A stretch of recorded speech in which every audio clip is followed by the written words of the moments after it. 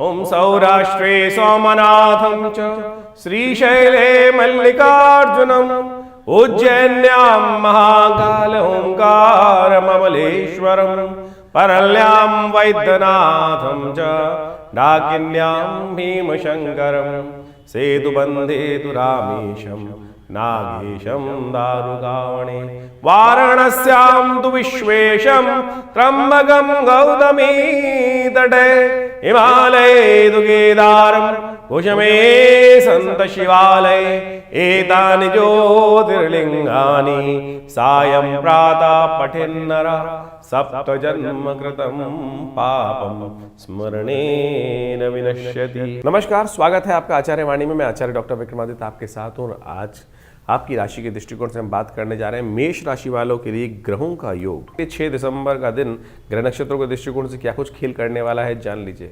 धन योग आपकी राशि में बनकर तैयार है। शनिवार का अवसर है और द्वितीया तिथि पौष मास की द्वितीया शुक्ल कृष्ण पक्ष की द्वितीया तिथि विराजमान है इस दिन। धन योग आपकी राशि में बहुत बढ़िया तरह से बनकर तैयार हो रहा है और ये धन योग केवल एक बात आपके लिए बता रहा है, खासतौर पर स्वार्थी बन जाओ।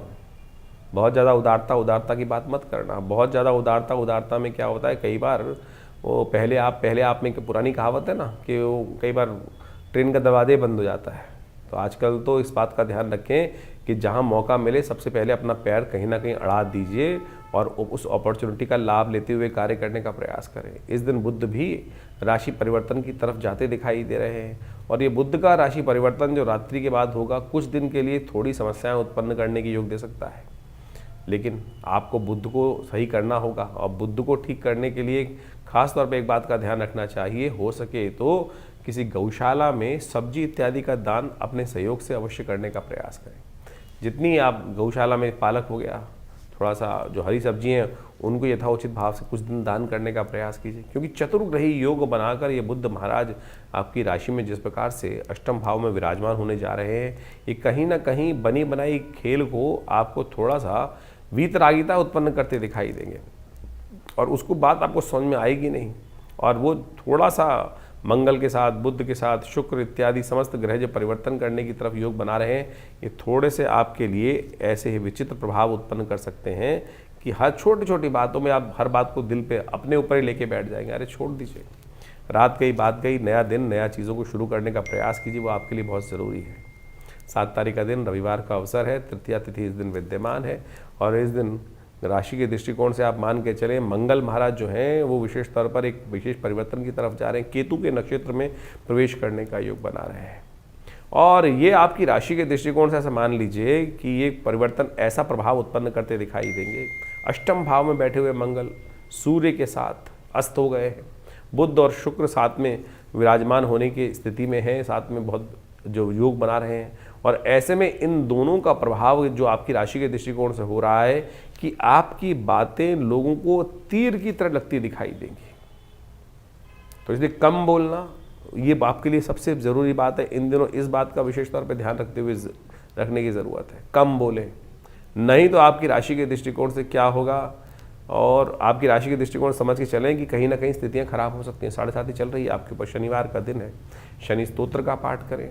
हो सके तो काली उड़द का या जो लोहे का सामान है वो कुछ भी रूप में शनि के निमित्त तेल इत्यादि का दान अवश्य करने का प्रयास करें। छाया पात्र का दान में देखकर अपने चेहरे को तेल का दान करना भी आपकी राशि के दृष्टिकोण से शनि का प्रभाव थोड़ा शांत करेगा। शनि इन दिनों बड़ी विचित्र स्थिति में धीरे धीरे अपने आप को आगे बढ़ाने की स्थिति कर रहा है। जल्दीबाजी करना, छटपटाहट रखना, बृहस्पति ने परिवर्तन करके आपके अंदर एक छटपटाहट उत्पन्न कर दी है इस वक्त। उस छटपटाहट को थोड़ा सा कंट्रोल करते हुए कार्य करने की ज़रूरत है। भद्रा है, नए कार्यों की तरफ अग्रसित मत होइएगा। इस दिन थोड़ा ग्रह उस संबंध में भारी दिखाई देते हैं।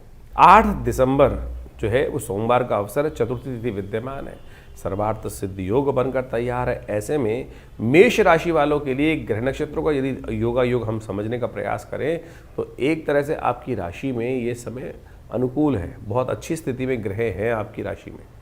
लेकिन आपकी राशि में लेकिन साथ साथ इसलिए चलता है क्योंकि जो आपको चीज़ों को समझते हुए कार्य करने की ज़रूरत है। इन दिनों स्वास्थ्य का सबसे पहले ध्यान रखने की ज़रूरत है। चीज़ें आपके फेवर में, मौसम परिवर्तन की तरफ जा रहा है और इन दिनों आपके ग्रह ऐसे हैं कि आपको किसी की बात सुनना अच्छा ही नहीं लगता है। और जो आपके हित की बात भी करेगा उसके आप शत्रु बन जाएंगे। ऐसे ग्रह योग आपके लिए बनते दिखाई दे रहे हैं। और फिर थोड़े से आप इमोशनल भी ज़्यादा हो रहे हैं इन दिनों, हर चीज़ को अपने इमोशंस में लिखते दिखाई दे रहे हैं। तो ग्रहों का प्रभाव ठीक करने के लिए इन दिनों थोड़ा सा आपको हनुमान जी का सहारा लेने का प्रयास करना चाहिए, हनुमान जी की प्रार्थना करनी चाहिए, वो आपके लिए बड़ी कल्याणकारी रहेगी। 9 तारीख का दिन मंगलवार का अवसर, पंचमी तिथि विद्यमान है। इस दिन बुध अनुराधा नक्षत्र में जाते दिखाई दे रहे हैं, शुक्र जो है वो ज्येष्ठा नक्षत्र में जाते दिखाई दे रहे हैं। और इन दिनों का दोनों ग्रहों का योग मंगल और सूर्य के साथ विद्यमान होकर जो योग बना रहा है वो विशेष तौर पर आपको समझने की ज़रूरत है। ये समय आपकी राशि के दृष्टिकोण से कई मामलों में अच्छा है और कई मामलों में थोड़ा सा आपके लिए विकट स्थिति हो सकती है। जो थोड़े से नेगेटिव माइंड के लोग हैं, जो हर चीज़ में थोड़ी सी नेगेटिविटी ज़्यादा देखते हैं, वो आपके लिए घातक सिद्ध हो सकते हैं। इस बात का ध्यान रखने की ज़रूरत है। जो 24 घंटे आपके समक्ष कुछ ना कुछ अर्जी लगाते रहते हैं ना, भाई मेरी ये हेल्प कर दो, भाई मेरी ये हेल्प कर दो, भाई मेरी ये हेल्प कर दो, वो किसी काम नहीं आने वाले आपके। इस बात का ध्यान रखना। और एक बात ध्यान रखना, ज़्यादा सच सच बोलना, चीज़ों को सही रूप से करने का प्रयास करना, वो आपके लिए घातक सिद्ध हो सकता है। क्योंकि मंगल इन दिनों अस्त चल रहा है आपकी राशि के दृष्टि, मना आप कर नहीं पाएंगे। और गलत कार्य की जो विशेष तौर पर जो आपका नुकसान होने वाला कार्य है उसको यदि आपने पकड़ लिया तो आप ये मान के चलना, समझते बूझते भी। और इस वक्त ग्रह का बड़ा विचित्र स्थिति भाव ये है कि आपको चीज़ें समझ में भी आ रही होंगी कि ये आपके लिए नुकसानदायक है, लेकिन फिर भी जाकर आप अपनी शालीनता के कारण से उस गलत ट्रैप में फंसते दिखाई दे रहे हैं। हनुमान जी का सहारा लीजिए। हनुमान जी का सहारा लेंगे क्या होगा? हनुमान जी जानते थे कि किस प्रकार से कौन पिशाच है और कौन नेगेटिव है, कौन किस प्रकार से लोग हैं। और हनुमान जी की शक्ति तो अपार थी, लेकिन आपकी शक्ति तो अपार नहीं है ना। तो इसलिए हर मंगलवार का अवसर है, सुंदरकांड का पाठ कीजिए। हमने भी विवेकानंद योगाश्रम में इस सुंदर तिथि में हनुमान जी का पाठ आश्रम पर यज्ञ रखा हुआ है, आप भी उसमें सम्मिलित हो सकते हैं। शाम के समय कार्यक्रम रहेगा, सवा मनी का भोग रहेगा। माँ भगवान की कृपा से मनोकामना सिद्धि में आप आइए। सुंदरकांड में जो दिल्ली में लोग हैं, आसपास हैं, दिल्ली में जमुना पार क्षेत्र में रहते हैं, उनके लिए तो बहुत पास में रहेगा। हनुमान जी का पाठ मनोकामना सिद्धि मंदिर में जो रहता है वो सब प्रकार से कल्याण की योग बनाता है। कोई फीस नहीं होती है। बहुत सारे लोग तो कई बार यही पूछने के लिए मैसेज करते रहते हैं हमारे व्हाट्सएप नंबरों पे कि फ़ीस कितनी है, फ़ीस कितनी है। किसी भी कार्य में, आश्रम में यज्ञ इत्यादि पुण्य कर्म में लेने भंडारे के आने के लिए कोई फीस आश्रम पे नहीं ली जाती है। आप आ सकते हैं उन समस्त कार्यों में भाग लेने के लिए। 10 तारीख का दिन बुधवार का अवसर है। मेष राशि वालों के लिए ग्रहों ने एक नया योग आपकी राशि में बनाया है जो आपके लिए विजय का योग निश्चित करता दिखाई दे रहा है। चीज़ों में आपके प्रभाव को छोड़ने का समय बिल्कुल ठीक दिखाई देता है। इस दिन नेपच्यून ग्रह भी परिवर्तन की तरफ ज़्यादा दिखाई दे रहा है, मार्गी हो रहा है। और ये आपकी राशि के दृष्टिकोण से मान लीजिए कहीं ना कहीं कुछ ना कुछ ग्रह जो है करीब करीब 60% तो प्रभाव पॉजिटिव करते दिखाई दे रहे हैं। अपनी एनर्जी को सही दिशा में आवश्यकता है लगाने की।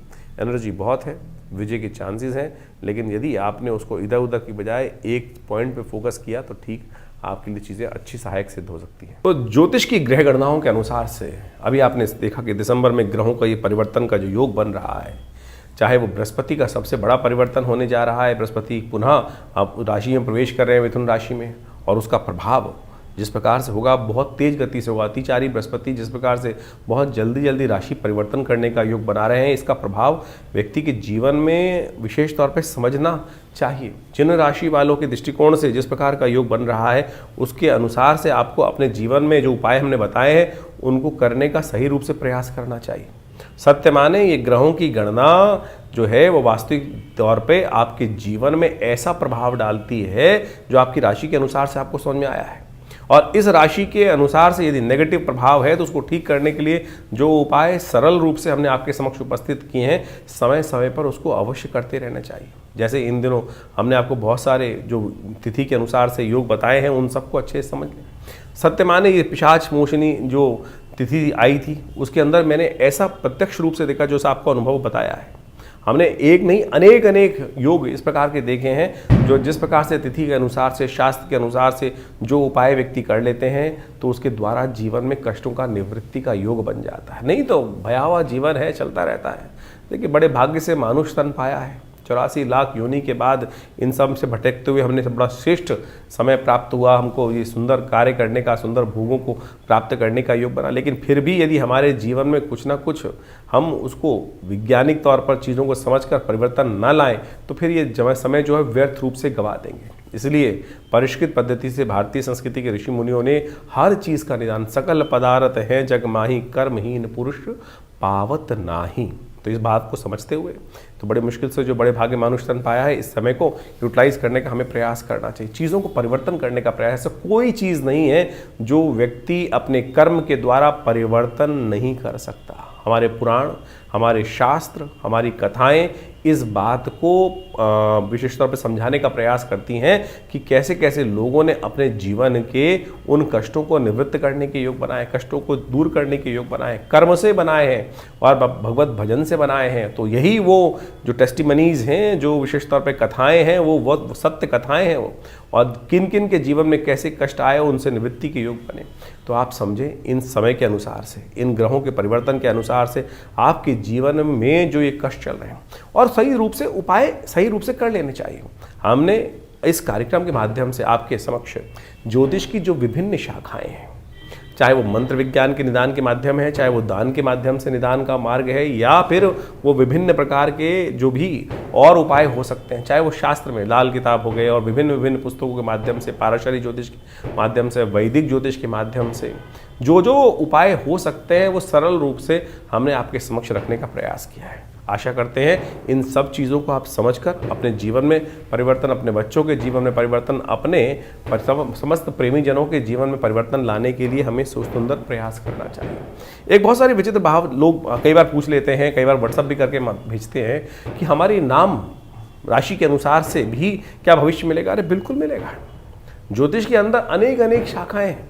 पुराने ज़माने में बहुत सारे लोग तथागत आज भी इस बात को सही से समझने का प्रयास कीजिए। लोग, आप समझें कि नाम मिलाकर राशि के द्वारा जो मिलान किया जाता था विवाह से पहले, और उसके बाद एक निदान बताया जाता था। आप समझें कि किसी व्यक्ति का यदि नहीं मिल रहा है तो उपाय क्या किया जाए, जन्मपत्री के दृष्टिकोण से समझे कि वो निदान नहीं हो रहा है, तो पुराने ज़माने में कुछ लोग एक विशेष उपाय कराते थे कि शादी से पहले किसी का कोई और नाम होता था और शादी के बाद नाम बदल दिया जाता था, और उससे क्या होता था, राशि बदल जाती थी, जो नाम की राशि है वो बदल जाती थी, और उसके बाद उनके गुण मिलान कर दिया। तो ये उपाय है शास्त्रोक्त विधि के अनुसार से, न्यूमरोलॉजी के अनुसार से जो नाम में परिवर्तन कर रहे हैं वो क्या है, वो वही उसी का एक मार्ग ही तो है। ये भी एक निदान के सहस्त्रों निदानों में से एक मार्ग है। तो इसलिए हर चीज़ का जवाब है। तो कोशिश ये करें इन सरल ज्योतिष के माध्यमों से अपने जीवन को समझें, समय को समझें, व्यर्थ ना गंवाएं। कुछ लोग हैं जो तथाकथित तौर पे आपके मनोमस्तिष्क को भ्रमित करने का प्रयास कर सकते हैं। अरे कुछ नहीं होता, ज्योतिष के माध्यम से कुछ नहीं होता। लाखों लोगों ने अपने समय को समझकर परिवर्तन के सुंदर योग बनाए, और हम नित्यपति देखते हैं लोग आते हैं, कष्ट चल रहा होता है, और वो भार को काटने के लिए मंत्र का अनुष्ठान, दुर्गा सप्तशती का पाठ, रुद्राभिषेक, विभिन्न मंत्रों के जाप, महामृत्युंजय हो गए, चाहे विभिन्न ग्रहों के पाठ किए जाते हैं, तो भार कटता है। बिल्कुल, कर्म का भाग कर्म के द्वारा ही काटा जा सकता है, और पुण्य कर्मों के द्वारा तो भार बहुत जल्दी से कट जाता है। तो इसलिए इन सब आप जो उपाय आपके ज्योतिष के दृष्टिकोण से, आपकी राशि के दृष्टिकोण से, आपके जन्मपत्री के दृष्टिकोण से, सबसे देखिए स्टेप बाय स्टेप समझने का प्रयास करें। ज्योतिष के अंदर सूक्ष्म जितना होता जाएगा उतना चमत्कारिक प्रभाव आपके मनोमस्तिष्क पर उसका हो सकता है। राशि बहुत स्थूल है, बहुत मोटा चीज़ है। उसके बाद जो अगर देखें ज्योतिष के दृष्टिकोण से और सूक्ष्म कर लिया गया तो जन्मपत्री पद्धति बना दी गई। जन्मपत्री में सहस्त्रों कुंडलियाँ बनती हैं। उन सब के माध्यम से भविष्य को देखने की एक नज़रिया प्राप्त होता है, एक समझ प्राप्त होती है, और उसके अनुसार से हमारे जीवन में जो घटनाक्रम चल रहा है वो हमें समझ में आ जाता है। तो उसको परिवर्तन करने के लिए हमारे विद्वान ज्योतिष विदों ने अनेक वर्षों से, लाखों वर्षों से उन सब पद्धतियों को हमारे इन कथाओं के माध्यम से उपस्थित किया है। यही वैदिक ज्योतिष है। यही वैदिक ज्योतिष के माध्यम से हम आपको जो भी आपके जन्मपत्री में जन्म के अनुसार से चीज़ों को होने वाले हैं उन सब निदानों को बताने का प्रयास करते हैं। तो ये सब कथाओं को आप विश्वास के साथ, जो हमारा कार्यक्रम है उसको विश्वास के साथ समझने का प्रयास करें।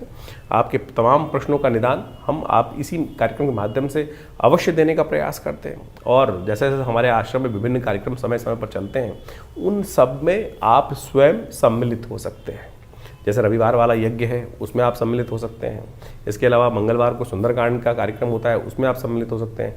विभिन्न उत्सव समय समय पर होते रहते हैं, उन सब के निमंत्रण हम आपको देते रहते हैं और आप उसमें व्यवस्था जान लीजिए, उसमें कोई शुल्क आश्रम की तरफ से नहीं लिया जाता। कुछ लोग हैं, हमारे को कंप्लेंट आती रहती है, हमारे नाम से कोई आपको जन्मपत्री या कोई भी निदान करने के लिए पैसे मांग रहा है, तो कम से कम ये देख लें कि हमारे आश्रम से कोई ऐसे पैसे की लेन देन की व्यवस्था नहीं होती है, हम कोशिश नहीं करते हैं। तो आप सरल रूप से आश्रम पे आइए, हर रविवार को हम स्वयं मिलते हैं आप सबसे और आपके प्रश्नों का निदान भी देने का प्रयास करते हैं। हाँ, ज्योतिष की जो जन्मपत्री दिखाने का शुल्क होता है वो ज़रूर आश्रम की व्यवस्थाओं को चलाने के लिए आवश्यक है, वो सब चाहिए भी होता है। और आप चाहें तो आप स्वयं सम्मिलित हों भगवती के इस यज्ञ में, विभिन्न कार्यक्रमों में जो ये विवेकानंद योगाश्रम की तरफ से हम चलाते हैं। हॉस्पिटल भी चला रहे हैं, एक बहुत बड़ा जो 100 बेड का हॉस्पिटल है विवेकानंद योगाश्रम हॉस्पिटल। प्राकृतिक चिकित्सा, योग, आयुर्वेद, फिजियोथेरेपी और बहुत बड़ा भी एलोपैथिक का भी विंग हम आश्रम में उन व्यवस्थाओं में जोड़ने का प्रयास कर रहे हैं। आप सबके में हम साथ का अपेक्षा भी करते हैं। आइए, जुड़िए हमारी संस्था के साथ और जनमानस की सेवा में लगिए और परमात्मा के भजन में लगिए सत्य रूप से। और साथ साथ बहुत सारे और भी कार्य, चाहे गौशाला का कार्य आश्रम में चल रहा है, सदा व्रत का कार्य चल रहा है, यानी भंडारा भी चलता है, गरीबों को भोजन कराने की व्यवस्था होती है। हर महीने कम से कम आप मान के चले कि लाखों लोगों को, चाहे वो विभिन्न मार्ग से जो आयुर्वेदिक औषधियाँ हैं उनका वितरण कराने का हम प्रयास करते हैं। करीब करीब हमने जो अपनी व्यवस्था आश्रम की तरफ से देखी है तो करीब करीब हर महीने करीब हम 20 से 30 लाख रुपए की जो मेडिसिन्स हैं, दवाइयाँ हैं, जो विभिन्न हमारे को आश्रम में विभिन्न सहयोगों से प्राप्त होती हैं, वो सब पूरे क्षेत्र में हम वितरण करने का भी प्रयास करते हैं। सर्दियों में कपड़े, वस्त्र इत्यादि, गर्म वस्त्र इत्यादि वितरण करने का प्रयास करते हैं। गरीबों में खाने भोजन की व्यवस्था करने का प्रयास करते हैं। तो ये सब समाज के कार्य आश्रम की तरफ से चल रहे हैं। आप भी स्वयं इन सब कार्यों में जुड़ें। आप सबको जीवन में शुभ होगा, कल्याण होगा और आनंद के योग बनेंगे। धन्यवाद।